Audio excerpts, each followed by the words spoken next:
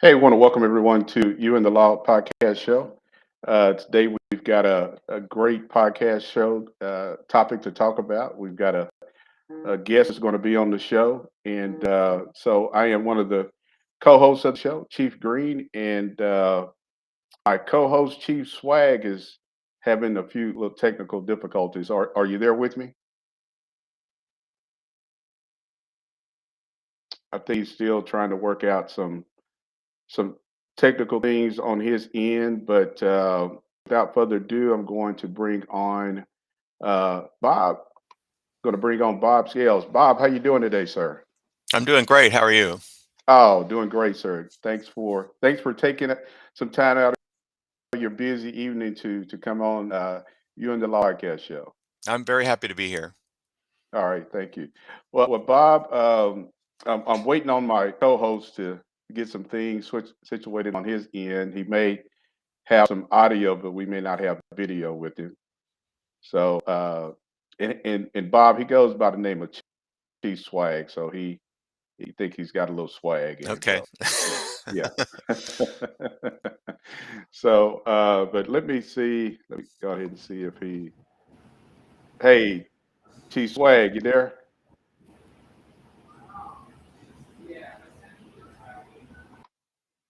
He hasn't got everything worked out yet. So, Bob, we'll get things worked out on his end. But uh, just let our listeners know who Bob Scales is and what how you got involved or in law enforcement, previous, retired, or just who is Bob Scales? Sure.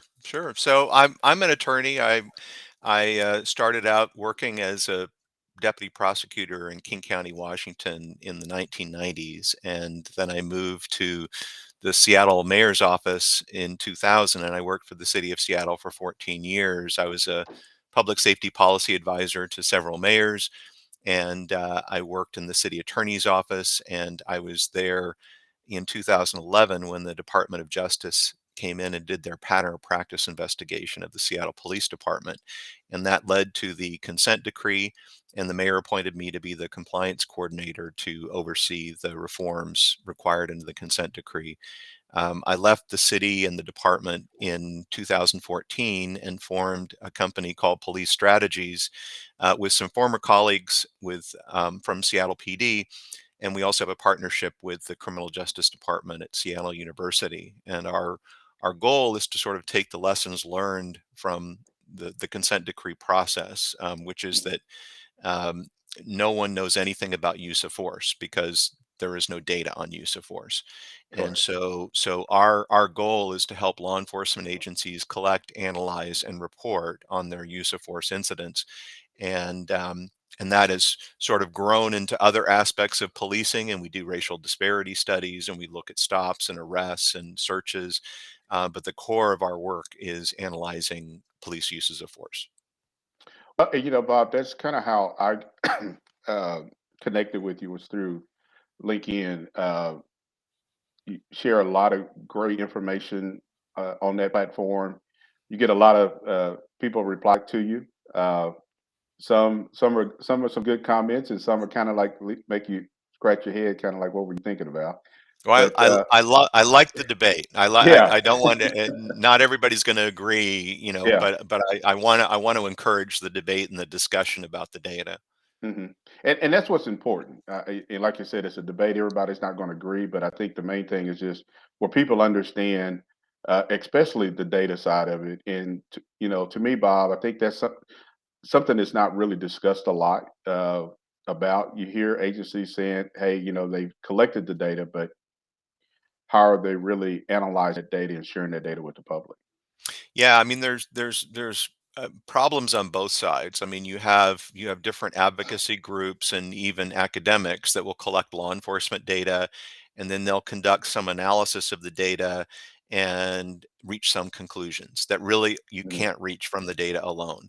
But there'll be Correct. a lot of assumptions made that aren't realistic. And then on the police side, you'll have police agencies that will collect the data, and then they don't know what to do with it, and so they'll just Mhm. present raw data, raw information to the public, and nobody can sort of make heads or tails of it. So you have this sort of complete disconnect between the law enforcement and the public when it comes to data. To data. Well, Bob, you mentioned something earlier that I don't think a lot of people fully understand the consent decree. If you would just kind of briefly tell those who are watching us what consent decree is and how does an agency get to that point to where there is a consent decree? Sure. So Congress passed a law in the mid 1990s, um, 42 USC 14141, and that law said that the Department of Justice has the authority to investigate state and local law enforcement agencies for a pattern or practice of unconstitutional policing. So these are not individual incidents. So an individual incident can be investigated by a U.S. attorney, and individual officers can be prosecuted for civil rights violations. The most famous sort of case was Rodney King in the early 90s. Um, but this new law gave the Department of Justice the authority to investigate the police departments themselves, not just the individual officers.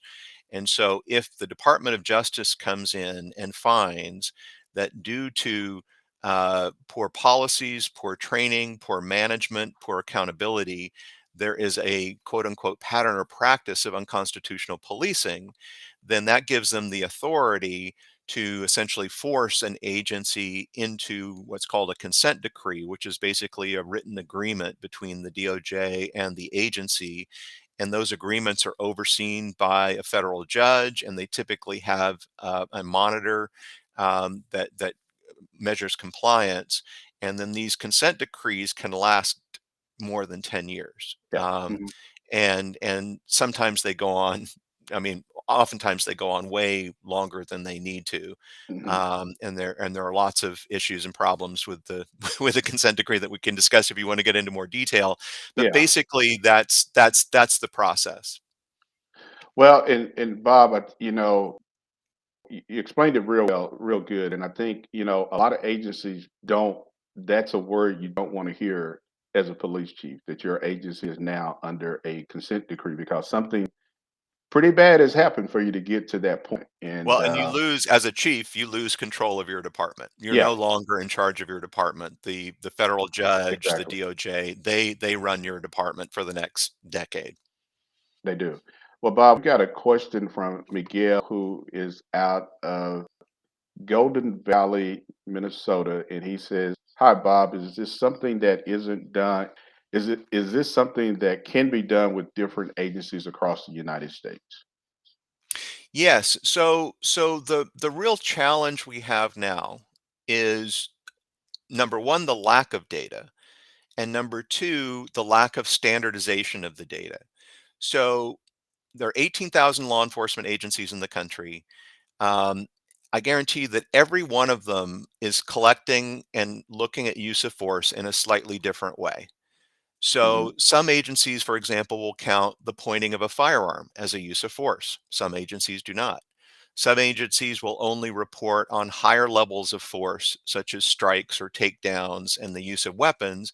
And some agencies will report on very low levels of force, even just grabbing a suspect.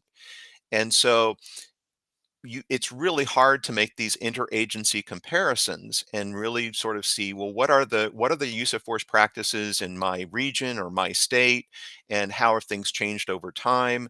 Those are really hard to do. So what we've been able to do is to come up with the standardization process for collecting data. And since every agency is collecting data in a different way, the only way that we can standardize the data collection is to go to the officer's narrative statements. And Hmm. everything you need to know about a use of force incident is contained in the officer's narrative, but it's a written statement. It's not a database. So we've Correct. come up with a system that allows us to extract data from those statements, standardize the coding, and then develop analytic tools that allow the agency to analyze all their incidents. Well, so Bob, one of the things I want to ask you, do you, in your professional opinion, do you think agencies are doing a better job in current times than they have in the past previous years or decades in policing when it comes to collecting that data? Yeah, so in this day and age, every officer knows that if they use force in any incident, they have to document every single thing that happened because there is going to be most likely an investigation by their supervising sergeant. There may be a complaint filed, there may be a lawsuit filed, there may be media attention on the use of force. So an officer knows, look, if I engage in any use of force, I'm going to have to document every single thing that happened from start to finish.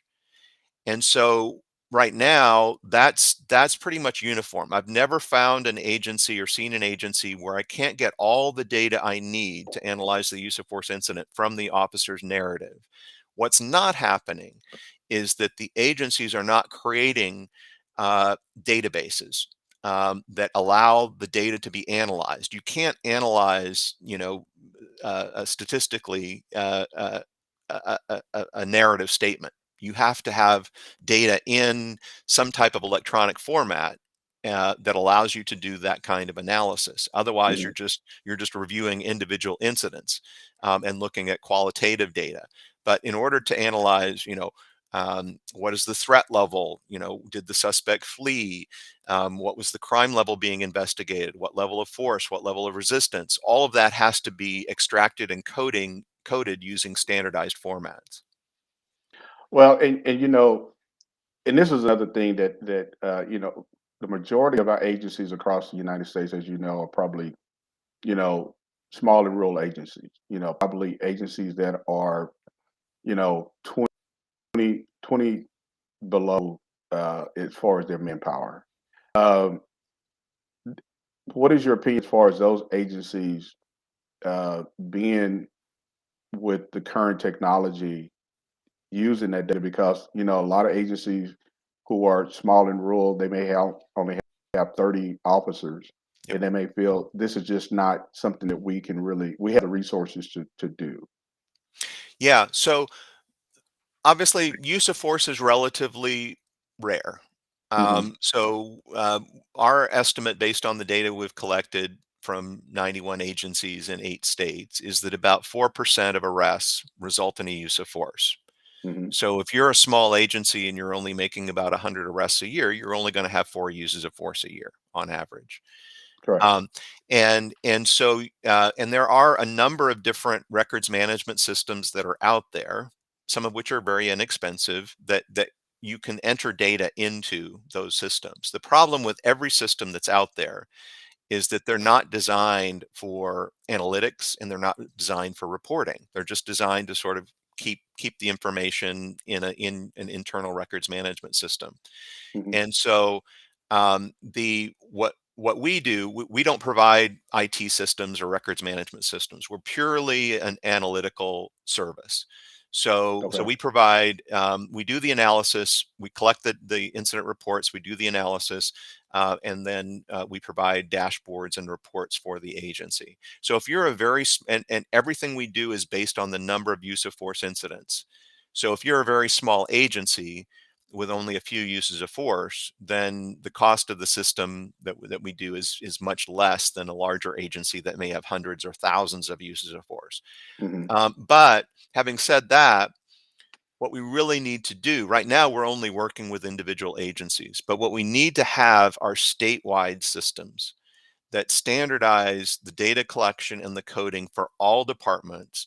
It needs to be funded at the state level so that the individual agencies don't have the burden of having to pay for this themselves, set it up themselves, um, and they can simply report to a statewide system, and that lowers the cost for every agency because we have economies of scale, what our focus now is really trying to work at the state level rather than with all these individual agencies. Okay. Well, Bob, you make a good point, especially about the agencies. Some of them get their own. They go out and they see, hey, this is real cost. This fits our budget, and this is something that we can use. But it shows that we're trying to do something.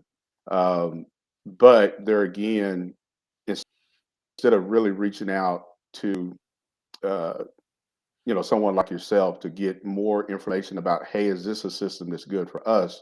They just kind of get something, and then they paid into it and realize it's not really what we really need. But you make a good point about states really getting more involved with this, because I think if the states took more accountability with it, then that helps every police department within that state.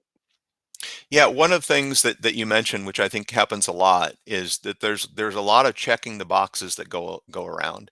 And Hmm. so one of the things that I'm a big critic of are early warning systems or early intervention systems, because they don't work. And in fact, I've got a little presentation that I'll show you that it actually identifies the wrong officers, based on how they're set up. But because early warning systems are one of the sort of standard policing reforms that are out there now, Hmm. agencies are buying early warning systems so that they can check the box. We have an early warning system, but then they never use the system, or they find that the system is useless. Um, Okay. and so that's a perfect example getting an IT system because you think you need to, without getting something that you actually find useful. Find useful. Yeah.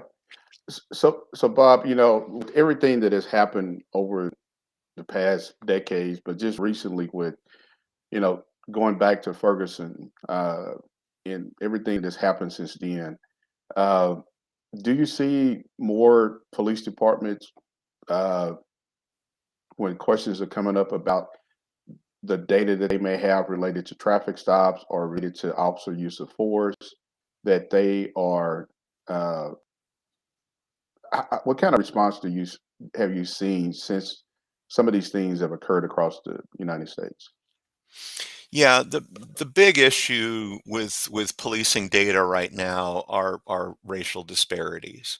Hmm. And there are, I mean, every day I get Google alerts for police use of force and racial disparities in policing, and I get dozens of articles, news articles from around the country about some new study that's come out, and it finds some racial disparities in either stops, arrests, searches, or uses of force.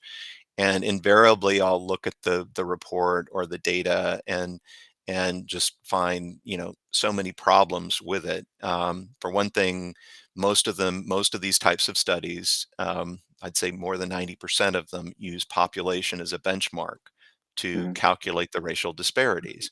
And I could go on for 20 podcasts of all the problems using population as a benchmark.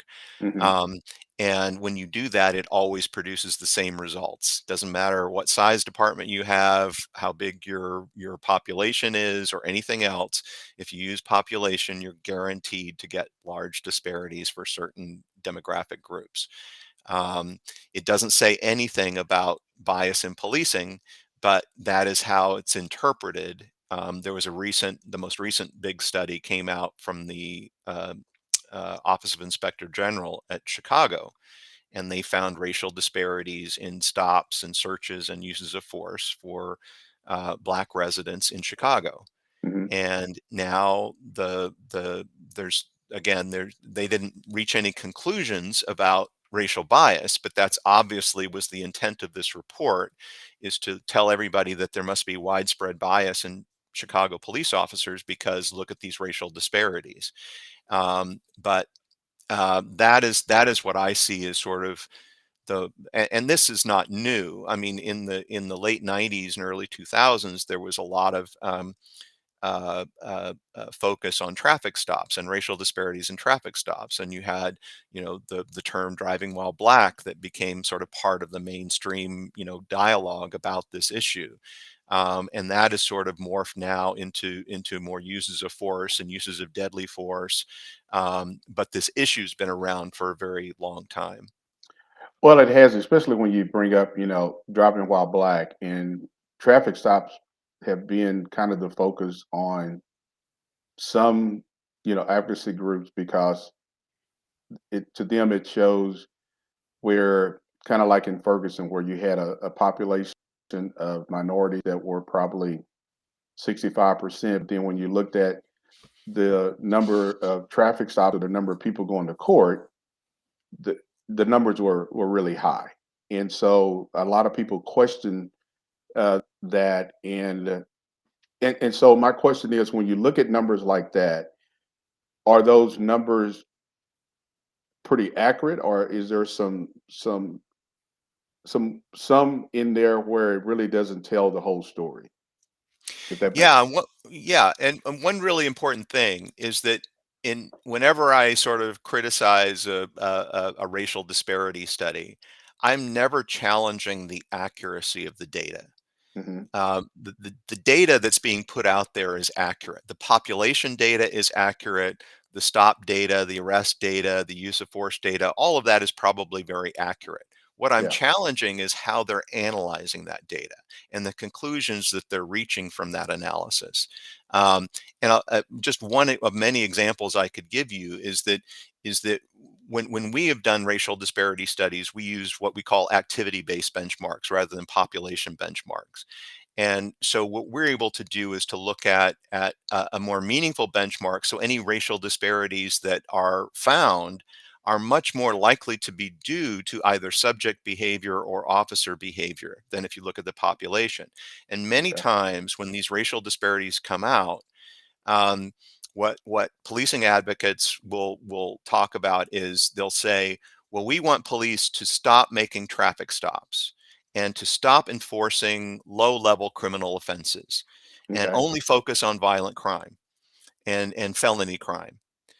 And from our analysis, if you did that, if your department says we're not going to make traffic stops, we're not going to enforce, minor, shoplifting or sit lie ordinances or anything like that. We're only going to focus on violent crime and felony crime. Racial disparities would increase, guaranteed. Really? Because the greatest racial disparities that we've found in policing data are for violent felony crimes. Okay. Okay. Well, and there is a lot of agencies, and I'm pretty sure you've heard of them, Bob, where the local government, city council, mayors have uh, put out where their agencies or the police department will not stop for minor traffic offenses such as an expired tag or a taillight out or some of those things that's related to a traffic stop. Um, and I think they're thinking that, hey, if we do this, then that decreases the officers' interaction with certain people of color, and now they can focus more on, say, other high-level crimes. Uh, Now, as you know, that's not being well received by some police departments across the country because now these officers are feeling like, well, you're taking some of our powers away, and now you're kind of micromanaging the work that we're supposed to be doing. And so, in your opinion, cities shouldn't be doing that. Well, it depends because there may be entirely legitimate reasons for not making traffic stops or not enforcing low-level misdemeanors. Okay. For example, you may not have enough officers. We have problems in Seattle right now with officers leaving the department or Yeah. retiring early, and there just aren't enough officers to respond to calls. hmm And so if you have officers who are in traffic enforcement, who are out there making lots of traffic stops, you may have to, if you're a victim of a violent crime, you may have to wait an hour for an officer to respond. So so there may be legitimate reasons why you want to say, look, we don't have the resources to focus on all crime and we don't have the resources to enforce traffic laws, so we're going to focus our resources on violent crime. But if your goal in doing that is to reduce racial disparities, you won't have that impact. So you need to. The problem is that oftentimes when the call is to stop enforcing traffic, stop making arrests for minor crimes. The goal is to reduce racial disparities. If that's your goal, don't do it. If you have Uh-huh. another goal, such as not enough resources and you need to focus your energies on investigating homicides, then that's a totally different discussion. Yeah.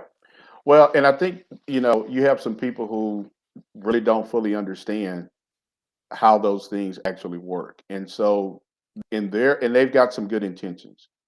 But I think that's where you have a lot of, um, especially I've seen some police departments being very resistant, and it's also causing officers to uh, retire early or leave law enforcement profession altogether because now there is this. Some people are saying, "Well, you want to be soft on crime." So I think both sides need to kind of understand the dynamics of how all that is playing out. Yeah, I mean, there are a lot of theories, on why there seem to be so many retirements and people leaving the law enforcement profession. There's also a lot of theories about, why in some areas of the country violent crime is going up, and some people make, well, officers are leaving because of this or that, or crime is going up because of this or that, and I think whenever you're looking at these sort of major trends there are always multiple causes, right? There is no one particular thing. Uh, But I definitely think that one of the things that's driving a lot of these major trends in policing are this disconnect between police and the community. There's no longer sort of this partnership which you need to be effective as a law enforcement officer. There's a lot of distrust, and if you don't have an open line of communication between local law enforcement and the communities they serve, you're not going to have effective policing, and you're going to have more complaints, more lawsuits, more tension because I mean the police are there to help, right? I mean yeah, that's their whole job, yeah. and if the community feels that they're there to do other bad things to them, then that's a huge divide that has to be bridged before everything can work the way it's supposed to. Well, and Bob, and I think when you think about, say, something as simple as a traffic stop, as you know, every traffic stop is different.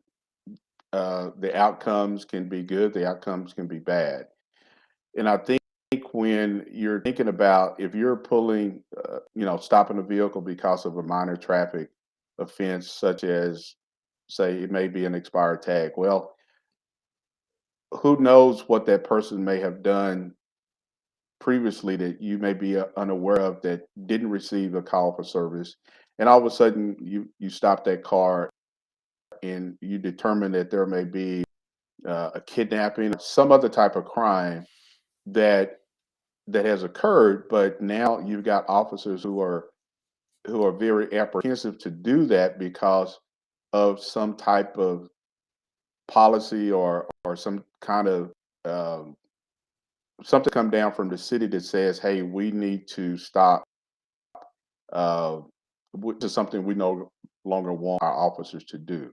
So I think people really not kind of need to understand how all of those things play. Now, if you got, give me an example. We have a police department here in the Oklahoma City metro area where it's probably about 2 miles square.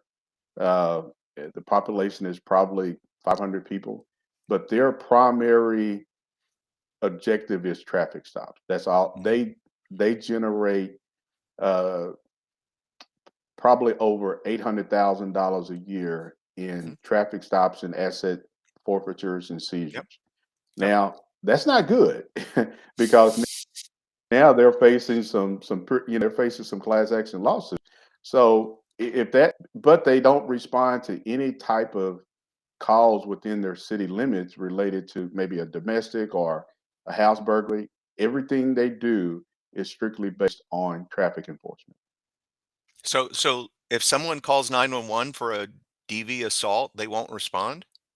No, I'm saying if the city is so small, Mm. they don't have that type Oh, they of. don't have. Oh, I see. So they're not Yeah, getting calls for service, yeah, and so yeah, they. yeah. So they're this is a they have some uh strip clubs. So they have a lot of people who visit those type of establishments, but people who are passing through this community are subject to being pulled over for they may be driving unaware that they got their high beams on or whatever it Mm, may be, and mm. next thing you know they're getting pulled over, they're getting a citation. If something else occurs, now they may be going to jail. So there's a lot of things that has really put the spotlight, and a lot of people don't want to go through this particular city because of that. So Mm. um, when you have police departments doing that, it's a concern, and that's why people like you look at that information and talk about the data and how that information is being collected. Because here's a city that takes a lot of pride in just saying, "Hey, we made almost $1 million in traffic fines and asset forfeitures and seizures." Yeah, I mean, you raise a really good point, which is that there. I mean, there are serious and legitimate problems in law enforcement. I mean, I'm not here saying, oh, everybody's perfect and we don't have to worry about policing. And the problem is that the focus now is not on the actual problem. The focus is on these perceived or manufactured problems. Hmm. And the problem is that the people that are analyzing the data do not understand law enforcement, and Hmm. law enforcement does not understand the data. Correct. And so you have again this disconnect where you're focusing on issues that are beyond the control of law enforcement, that law enforcement cannot fix on their own. And you're ignoring legitimate issues and problems that if people were focusing on the actual problem and understanding the data, they could actually change things and change their local departments and achieve better policing. So it's one of my constant frustrations when I read these reports, and particularly in Chicago. I mean, Chicago has a lot of problems, as many Yeah, major yeah, they do. and but I the data doesn't say what everybody's saying it says, and they're Correct. focusing all the attention on, okay, well, every officer in Chicago PD must be biased, and they're just out Hmm. there randomly stopping black people for no reason. And that's the discussion that happens based on these reports. And there are many other problems with Chicago PD that are not getting addressed or not getting any attention because everybody's focused on these numbers that Correct. really don't mean anything. Exactly. Well, Bob, I think I've got my co-host Chief Swag has finally joined us. Can you hear us? I got you, man. Can you hear me? Yes, sir. Yeah. Yeah, So, sorry Bob, about that. that's Hey, Bob. Hey, Hi, Bob, how you Chief. doing, man? Sorry I'm about the great. How are delay, you? man. I'm fine. I'm traveling. I'm traveling, and for some reason I couldn't get my technology to work. So, but other than that, I'm doing good, man. I'm listening to everything that y'all. I've been listening to what you're saying, and man, I appreciate it. It's refreshing to know that uh, you have organizations and find people like yourself that are monitoring and holding us accountable for what we're doing. And I will tell you this: a lot of times, I hate to see people do this, but there are police chiefs out there that will cook the numbers. Oh yeah. Uh, Oh they yeah. will cook the numbers, and they will not, uh, and it's to save their jobs. And one of the things that I've told young officers that I mentored in their efforts to be police chiefs is that, man, just the numbers are, just be honest. Um, one time you lie and provide false information, you can never recover from that. Yep. No, I So, see this all the time with crime data. So when crime goes down, right, the police department will try to take credit for it and say, look, we're doing a great job, and look, crime is going down. And when crime is going up, they'll say, we don't have enough officers and resources to deal with the crime. So if you give us more officers, and a bigger budget, then we can reduce crime. When in fact, there's so many factors that go into, crime rates and criminal behavior. And so, yes, police are definitely part of that, but it's probably such a minor factor. But again, the numbers are, and also the numbers that police departments choose to release, because most departments don't release all the data that they have. And so they're Sure. very selective about releasing the data that gets the message across that they want to get across. Yeah, Yeah. you're absolutely right. I'll tell you, man. I'll give you an example. I've been in police departments. They will change their policy to make it look like that they're not using force. And so what they'll do, they'll reclassify what force actually is. Yes. They might put a taser. I've seen there's no consistent way, because I've seen some departments have tasers right under deadly force, and then I've seen them have it as low as passive. So, I mean, it's just be honest. Just be honest, and if it's something that that the community is concerned about, explain it, and then go back and look at the books and say, yeah, you know what, we need to modify this. We need to change this, because yeah, I can see how this can be confusing, and I can see how this can send a bad message to our community. Well, one of my pet peeves is when law enforcement agencies release their use of force data, and then they'll compare it to calls for service.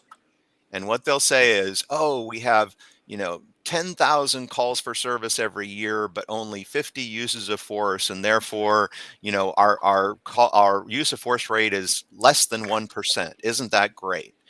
And my response to that is, well, you know, most of your calls for service, there's no chance that an officer is going to use force.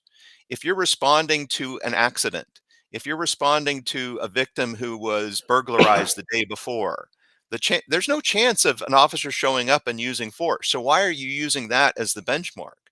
And the appropriate benchmark is arrest, because almost all uses of force is associated with an arrest. And so, Correct. and we've found about 4% of arrests result in a use of force. And there's no way you're going to get that down to zero, because there's always going to be individuals that you're going to contact that don't want to be arrested. And they're Sure. either going to flee or resist or threaten the officer to try to get away. And so that is the best benchmark. But agencies like to use calls for service because it makes the rate look so low. It's like, oh, it's just almost never happens, so we don't have to worry about it. But it's just cooking the books. Just like using population as a benchmark for racial disparities will always produce large racial disparities. I mean, it just never, but it's meaningless. I mean, calls for service is a meaningless benchmark. Population is a meaningless benchmark, but they're both used. Yeah. Well, hey guys, we've got a comment from Ray who says, yes, they label a case as a theft when it may have been a burglary or robbery, which is, I'm pretty sure that happens. Well, I could tell you, Bob, if I can say something about that. I do know a police department that went through. They had a pretty high rate of crime, especially violent crimes or no property crimes. And so what they actually did was they went back and basically said, if you go to a house and a door has been kicked open, instead of it being a burglary, it's and the homeowner comes in and they can't determine if anything's stolen. It's an information report, and that information report is to remain an information report until that citizen calls back and they're able to confirm that they had something stolen. Well, there's a possibility that person's never going to call back.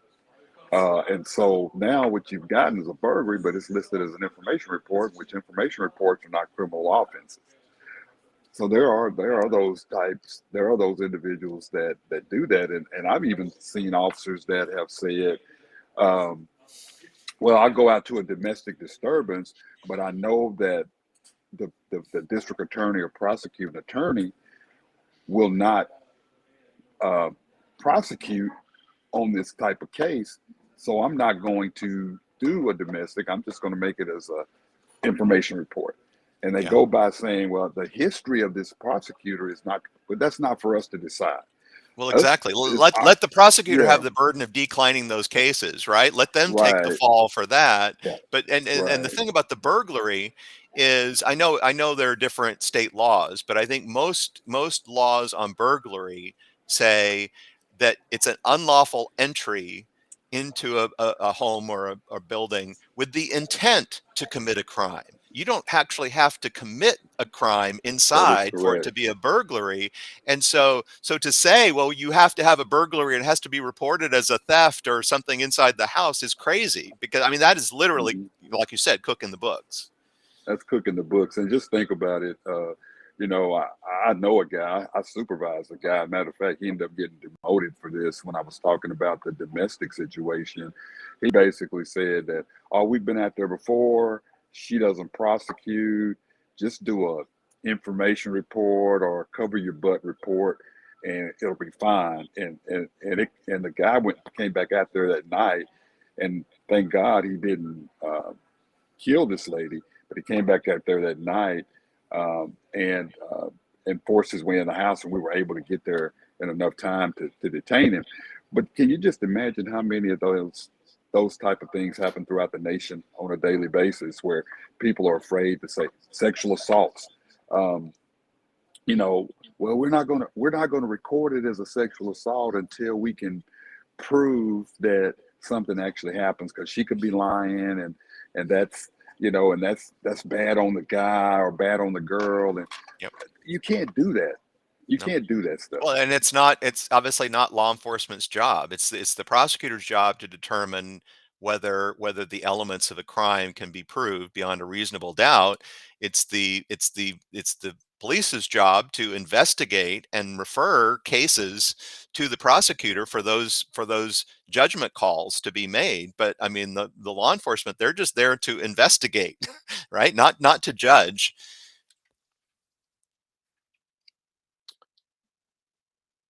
Are you there, Bob?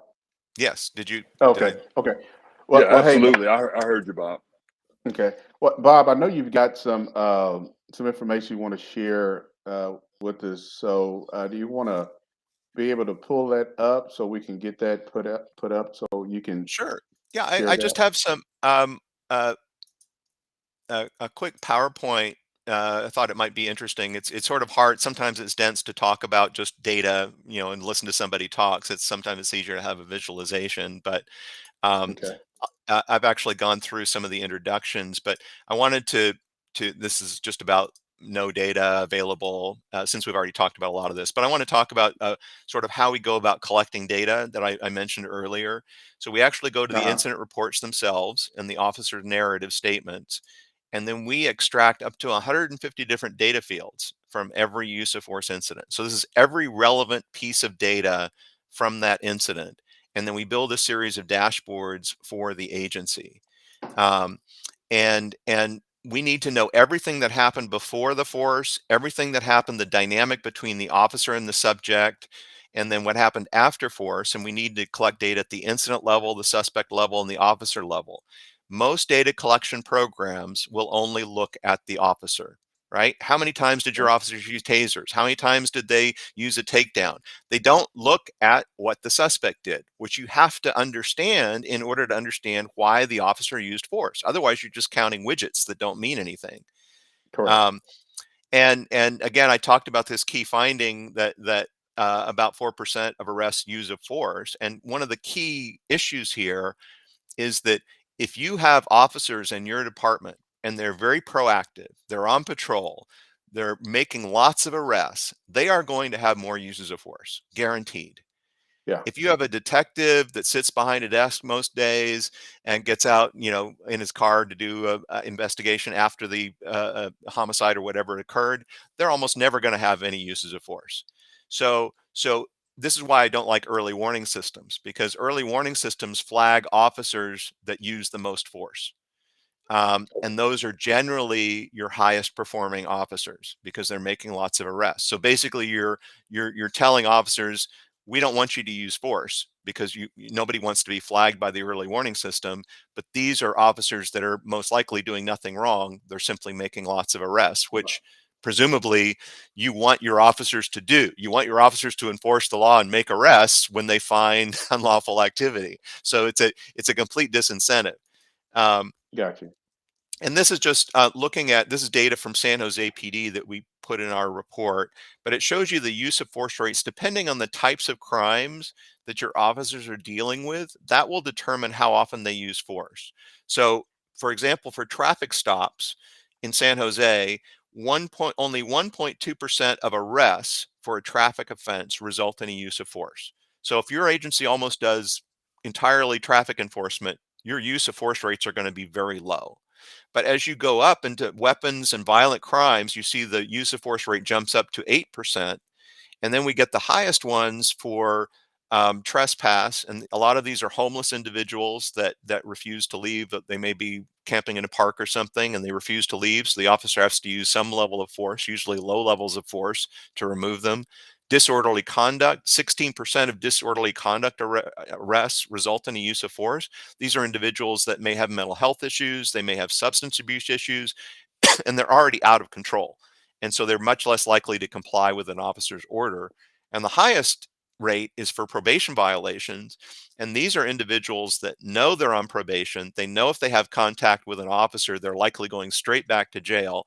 So they have the highest incentive to resist and flee officers, which is why they have the highest use of force rate.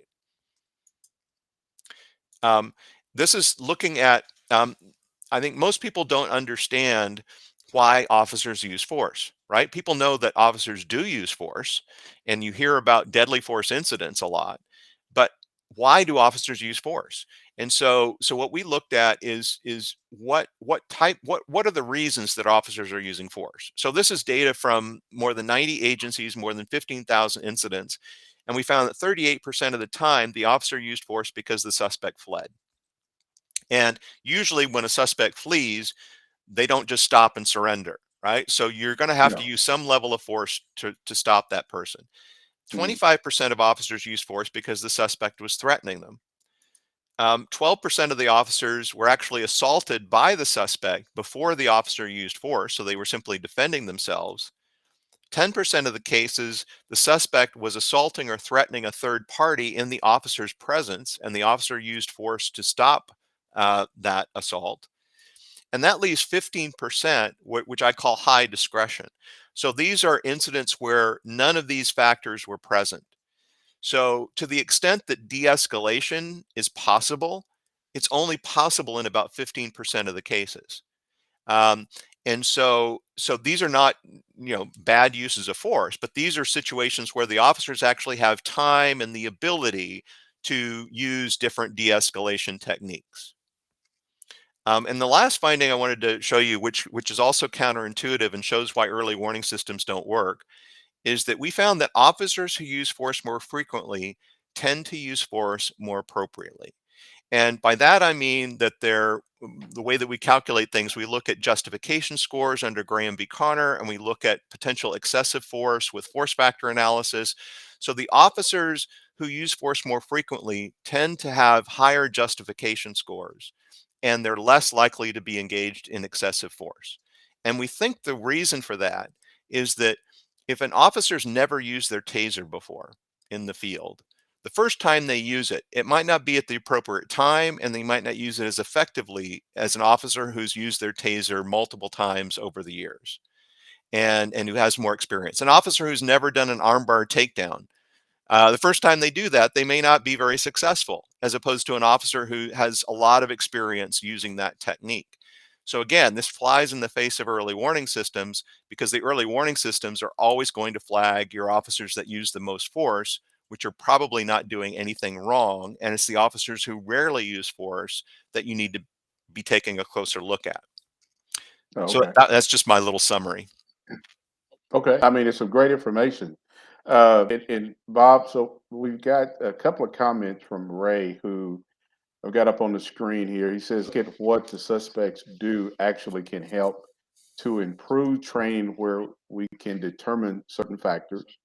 Then he has another really good comment, and let me pull this up. And he says um, something you've talked about. The problem with early warning system is that some agencies inquire into the warning as a possible issue with the officer, which is not the intent of the system. It is meant to be a check and balance program, or should be.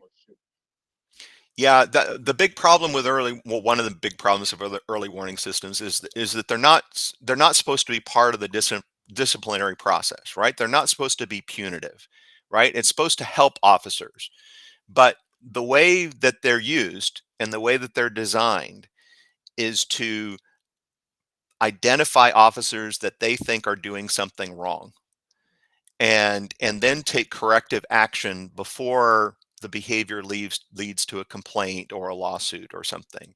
And what we've found is that the early warning systems do not, at least for use of force, do not identify problems.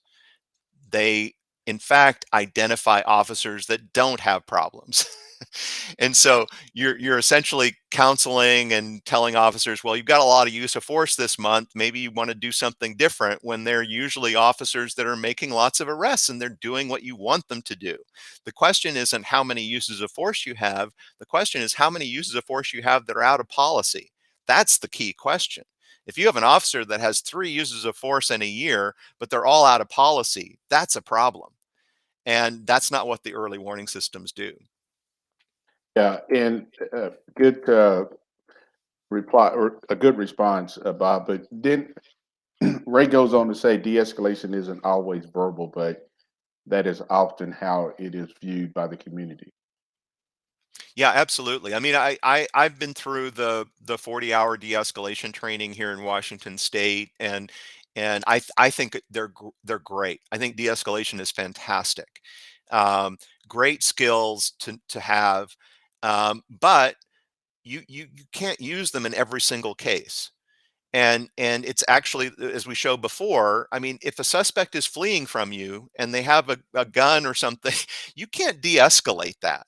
No, I you mean, can't. there's and so de-escalation, I absolutely agree, is great, but have realistic expectations about what can be accomplished with de-escalation. Yeah, exactly. Well, Chief Swag, you got anything to add to the conversation, brother? Well, no, the only thing I have to add is that Bob is absolutely right. I think we purchased those de-escalation resources, not de-escalation resources, but the in our Early warning like systems. the early intervention, yeah, early warning systems. We purchased those sometimes just to say we have them. Exactly. And Yeah, oh, we've got an early intervention system. But one of the things that we've done is that we have made it very clear to the supervisors that this is a time to mentor. It's a time to get to know your officer, and not to, like you said, not to be punitive. We've had several incidents where we've had officers that have utilized excessive force, not the justifiable force, but excessive force. And we've been fortunate enough that we've had supervisors that have caught that and have referred those officers to our wellness program. And we even had one young officer that was suffering from PTSD from the military, and basically resigned on his own, saying, "Hey, I've got some issues I need to take care of. If the sergeant hadn't called me on this, I would have probably been out of control." But you're right, there are those departments or those individuals that basically they don't know how to utilize it, and that's what happens when you put a system in place. Just say you have it, but you don't go through the proper training and you don't understand what the system is and what the system's not. Bob, I'll give you an example. Let's look at body worn cameras. People believe body worn cameras is the is the solution to all uses of force. It's Hmm. not. It doesn't no, capture everything. You can't capture what's in that officer's mind or what that officer's thinking. Now he can put that on paper, but that doesn't mean what they're thinking and why they actually utilize force. So we've got to stop looking at these systems to be they're a resource, they're a tool, they're not the solution a lot of times. And so we've got to stop utilizing those because it can be misleading to the community. Yeah, one thing, another thing about the use on the early intervention systems or early warning systems is that I'll guarantee you that the command staff in any department in this country already knows who their problematic officers are. Oh yeah, They definitely. don't need an early warning system to tell them, you know, who needs some extra help or who needs to be reassigned. Or, I mean, that's part of management. And Yeah, there's no IT system that's going to say, oh, take a look at this officer. And they'd say, oh, we never knew that this officer had a problem. That just doesn't happen unless you're completely checked out as a manager. yeah. So oftentimes these systems contradict what you already know, and there's But no Bob, you basis know what for that's it. Bob, you know what that's called? That's What? called failure to want to supervise, and Yeah. that's called I want to get the paycheck for being a supervisor, but I don't want to do the real work. Yeah. And yeah, I need to say something to this guy, but I might upset him, or I might upset the union, or I might get sued. So I'm just going to let them go and hope it corrects itself. Yeah. See Yeah. that all the time, Yeah. Yeah. all the time. Well, and just like you go back to what happened up in Minneapolis with the George Floyd situation, where you got an officer who had multiple disciplinary infractions. You already know that his supervisors already knew what type of person they were dealing with.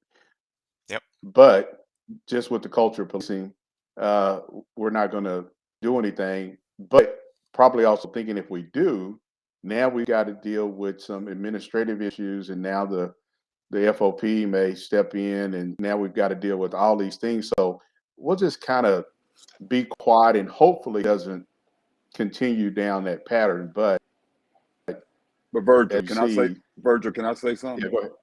Yeah, But you have guys like that. I guarantee you, if you dug deep into Chauvin's background, he had been told all those years he was a good officer.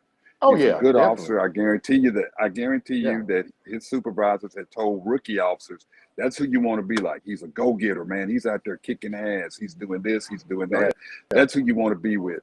I hmm, guarantee you that.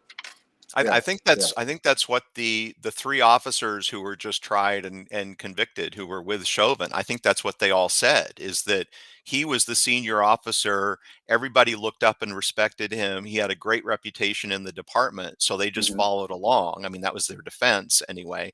yeah. But I would imagine that it's true. But the other thing that's interesting about the Derek Chauvin and the George Floyd trial was that nobody ever talked about, like, his supervisor, No, like exactly. an accountability or responsibility for, all right, Yeah, you had these prior incidents and your supervisors were aware of them. Did they take any corrective measures? Did they, I mean, you seem to think that this was okay to do. Why is that? I mean, and instead you had people from the department come in and say, including the chief, and say what he did we is not right, right? We never trained him to do that, and da da da da. But you were his managers, you were his supervisors, and exactly. why aren't you taking any accountability for his behavior?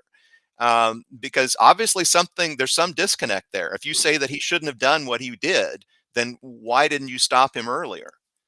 Well, and you make a good point, Bob, because nobody talked about the supervisors are above and even in the command staff. So you got to know if you got an officer like him, somebody has talked about Derek Chauvin. Yep. Somebody has said in a room that this guy is at that edge, but you've got, well, we'll just kind of keep him over here. Hopefully he doesn't do anything. And then he's put with rookie officers, and they're just following what they've been told to do.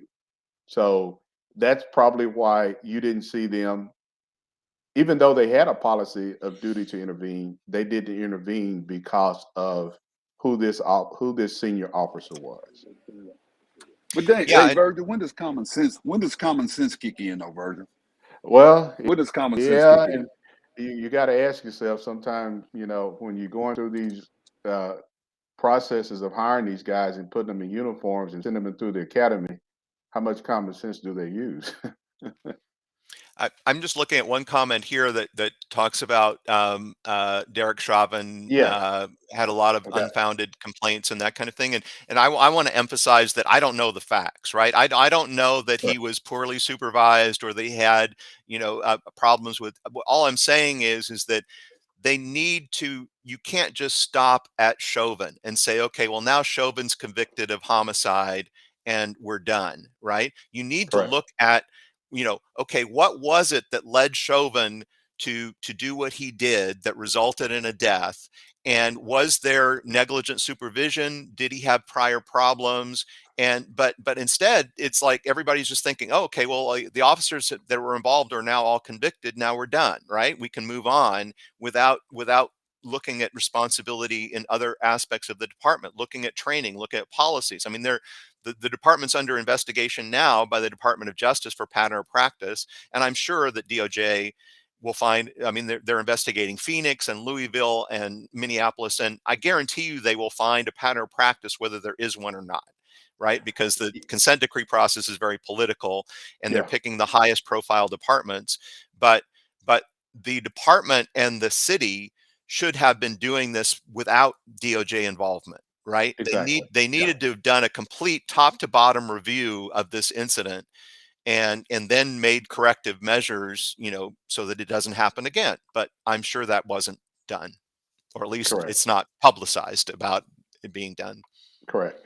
Well, and well, I was gonna make a statement, but I won't because I think well, because I think, Bob, I think when you look at Minneapolis and the things that have occurred, and the fact that now you've got DOJ looking into it very with a microscope, they are going to most likely to determine that there was they knew what was going on. So it's almost like I'm pretty sure they're probably hoping they don't get a consent decree, but politics may be in They that part. will. But I think, I guarantee. I, I, I, I'll make you a bet. I'll bet anything.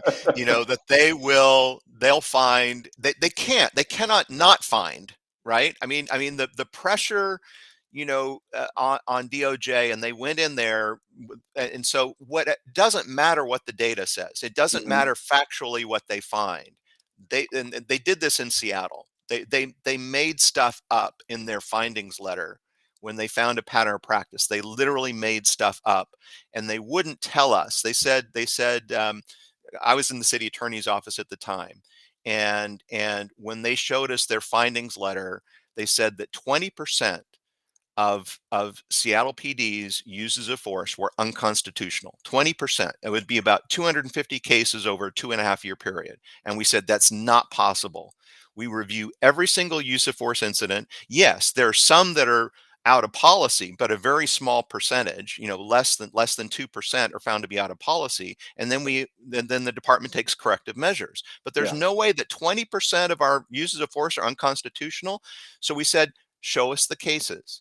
Show us the cases that you believe are unconstitutional. They refused. They really, refused to tell us.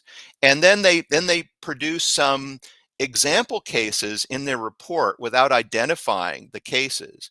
And we identified the cases, and we found that either they made up information that wasn't in the report, or they uh, excluded important facts that were in the report. And when we confronted the DOJ about that, because they had like 10 example cases where there was unconstitutional force.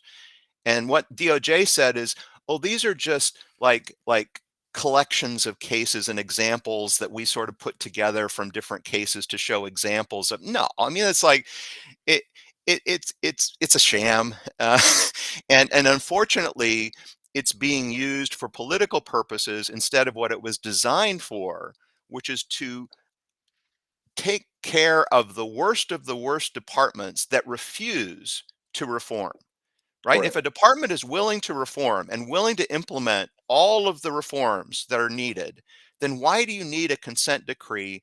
And that's what we said in Seattle. In Seattle, we said we will do anything the DOJ wants us to. We'll implement any policy you want. We'll do any training you want, and any accountability system you want. We're anything. Their response was, no, it will only work if we force you to do it. You can't voluntarily reform Really do it. yourselves. You have to be forced to. And that's what they're doing now. And it's going awful. Yeah, It's yeah, complete mess. yeah. Well, hey, Bob. We've got a comment from Ray. He says, "I agree. There should be a review of how we as agencies, uh, I'm assuming he says had, but handle these situations. The biggest problem with law enforcement is failure to train and supervise." Mhm. I would agree. I mean, the training is getting better. There's been a lot of focus on training in the last few years, but even though it's getting better, I think that there's not enough data. And again, here we come back to the data piece. There's not enough Mhm. data to say what is good training, right? Everybody does their own training, right? Yeah, And there is no sort of national standard or anything like that. And some, you'll have different organizations that provide training programs. Some are good, some might not be so good, but there's no data evaluation of any of these training programs to see if they're actually effective. And the same thing with de-escalation training. We don't know what a good de-escalation training program is, other than just sort of people saying, I really like the training, but we don't know if it's having any impact. And so you've got to have the data. And then for supervision, absolutely, I agree. I mean, 100%. I mean, there's got to be more accountability for supervisors, for the behavior of those that they supervise, yeah, and they have to be on top of it all the time. That's going on more and more, because a lot of agencies now, when an officer uses force, the sergeant's automatically called out to the scene, and they correct. start their own investigation of the force incident. They'll take pictures, they'll interview witnesses, and that's great, and that basically forces that sergeant to get engaged, and more of that kind of procedures and policies are needed. Yeah. Well, hey, Bob, I want to ask you something real quick before I get to Miguel's comment. Uh, when you talk about, you made a comment about use of force and de-escalation. And there's not a lot of data that's being collected. And everybody says, hey, we've got a good de-escalation policy, we've got the training, but how do you really know that those things are working if you are not uh, collecting that information and having that information analyzed by somebody other than yourself? Because you're going to pat yourself on the back, but you got to have somebody else like you all look at that and say, hey, yeah, you're doing good, or hey, you've got some things you really need to kind of work on. Yeah, and even we can't tell, like no matter how much data on use of force we analyze, we can never tell if your de-escalation is effective, Correct. because we never see cases that don't result in a use of force. And Hmm. in order to evaluate de-escalation training, you need to see the cases where de-escalation was effective and Hmm. allowed you to avoid having to use force. And so what you need, the key data element, would be very simple to do, is to have officers, check a box or something in CAD or RMS and basically say, use of force was authorized. I could have used force, but I didn't because I successfully de-escalated. And if we had data on that, then we could absolutely evaluate de-escalation training. But all we see are uses of force. So basically Yeah. failed de-escalations, Yeah. if they were attempted. And you have to have that other piece. It's called counterfactual data. We Hmm. need data on times when use of force could have happened, but it didn't.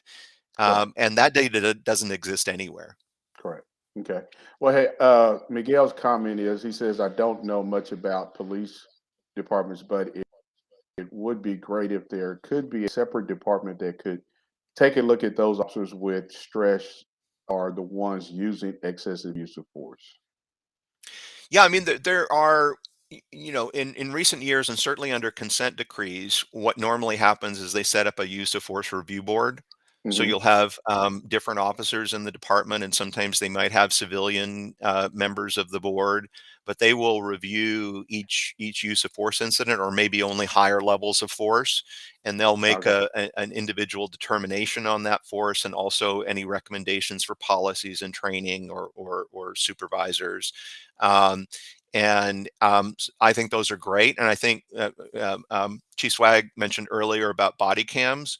I agree. Uh-huh. There's no evidence that body cameras, increase or reduce use of force or change officer behavior. But what the body cams do is give you fantastic evidence and documentation of those Yeah. force incidents. Yeah. And I've learned so much from reviewing body cam footage that I would never get from reviewing an incident report. And so having that body cam footage available for a use of force review board, so where they can see and hear, the interaction between the officer and the subject, I think is critical. It is. It is. And Bob, we kind of went over our time, but we had so much interaction tonight. It's a great conversation, and we're definitely going to have to get you back on because this is a topic that, as you see, so a lot of people are engaged in and want to know the information. But Ray makes another comment. He says, "I don't think it would be extremely difficult to collect and examine the data from those incidents without using many assumptions." Is he talking about the de-escalation or? I'm not sure what Ray is talking about. Ray, I'm pretty sure you can hear what Bob asked. Are you referring to de-escalation or are you referring to something else? So hopefully he'll reply and send a comment. But Yeah, if you he's you talking know, about de-escalation, certainly. I mean, you know, all this information is coming from the officers, right? All the information we collect is coming from the officers, uh, and yeah, I can give my. Ray said he wanted to contact it. yeah, If you go to policestrategies.com, our contact information is there. Um, or if you do a Google search of Bob Scales, you usually find me as well. Um, but the uh, we were. I'm sorry, I lost my train of thought now. yeah, we're Um, talking about that Oh, his the deal. comment Oh, on it. yeah, Yeah, yeah, yeah, yeah. So because all the information about use of force is coming from the officer, and so if we had so the de-escalation information could come from the officer as well. So if an officer, you know, says, "Hey, look, I was authorized to use force. There was sufficient justification, and the subject was resisting or not complying, and I could have used force, but instead I used these de-escalation techniques, and they were successful." So mhm, there would be absolutely no problem in getting this information from the officers, and it would be relatively easy for the officers to provide, and it could just be a checkbox so that you could identify those cases and count how many successful de-escalations you had. right, Um, and that would also get officers in the habit of thinking about de-escalation. Oh, wow, I could have used de-escalation here, and I'm not able to check the box. So, yeah, next time I'm in this situation, I'm going to try some of my de-escalation techniques. So I think it yeah. would be helpful to collect that data in many Yeah. ways. And that goes back to training.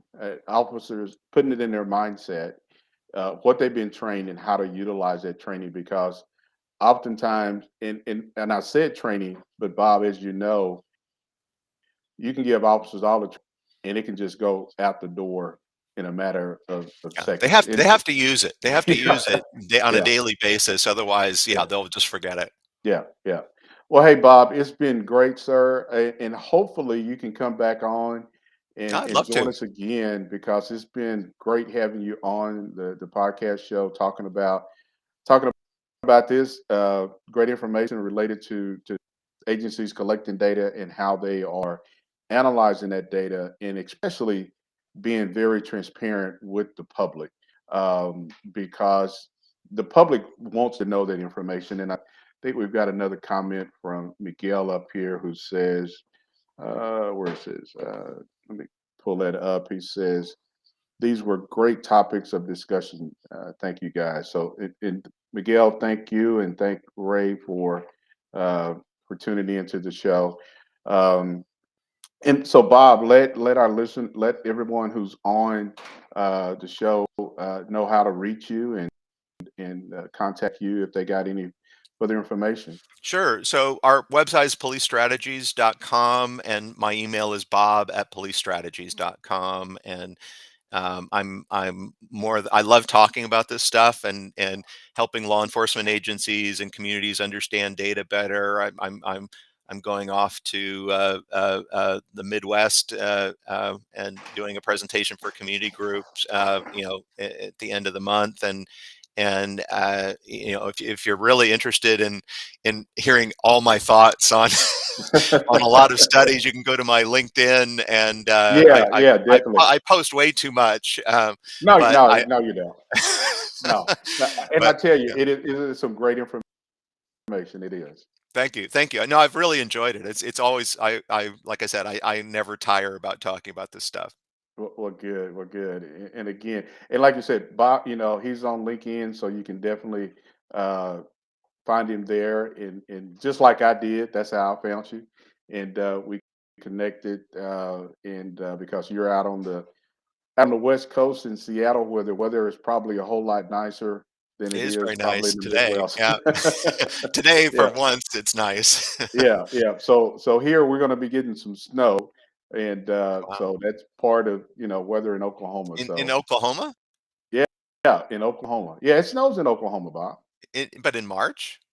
Yeah, Wow. it's Wow. rare, but it does. Well, my Uh, my my my grandparents are from Oklahoma City. oh, really? Well, So I great. used to go there a lot for Oh, holidays. okay, okay. Well, yeah, it snows in March, and then so we go from snow to severe thunderstorms and tornadoes in April and May, and kind of calms down in June. So, but yeah, the weather is is a whole nother topic to talk about here in Oklahoma City. Yeah. Well, we need to get data. We need to get hard data on your weather in order to be able to Yeah, analyze it yeah, correctly. exactly, exactly, exactly. All right. Well, Bob, it's been great, sir. Thank And, you. hopefully you can come back on and join us again. I'd And love to. hopefully Chief Humphrey, he'll be back at home where he doesn't have any technical issues so we can have him up on the screen and joining our conversation. So, but Bob, thank you. And thank everybody for tuning in to You and the Law Podcast Show. And if you missed any parts of this podcast show, you can go to our Facebook page and you can check out the rebroadcast show, or you can go to our YouTube page and that information, the podcast will be loaded up there. But definitely tune in next week to another episode of You and the Law on Facebook Live. Thank you, Bob. Thank you. All right. Good night.